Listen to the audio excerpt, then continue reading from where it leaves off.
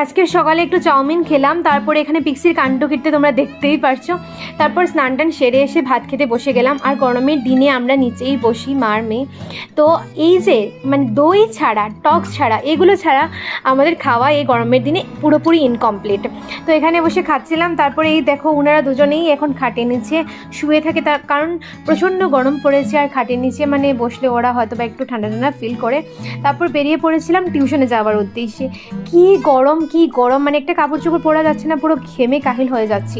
তারপরে অটো করে গেলাম টিউশনে। তো যাওয়ার সময় ফিল হচ্ছিল যে আজকে একটু বৃষ্টি আসবে, কিন্তু কি আর বৃষ্টি, এই যে একটু টুকটাক বাতাস দিয়েছে, জাস্ট এটুকুই, আর কোনো বৃষ্টি ফিষ্টি হয়নি। ঘরে আসলাম, টিউশন ফিউশন সেরে এসে একটু ফল টল খেলাম বসে, তরমুজ টরমুজ। যখনই কিছু খাবো এই পিক্সিটা মুখের দিকে তাকিয়ে থাকবে। তুমি ওকে না দিয়ে কি করে খাবে বলো?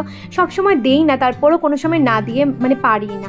তো জানিও ছোটো মিনি ব্লগটা তোমাদের কেমন লাগলো। Thank you for watching guys.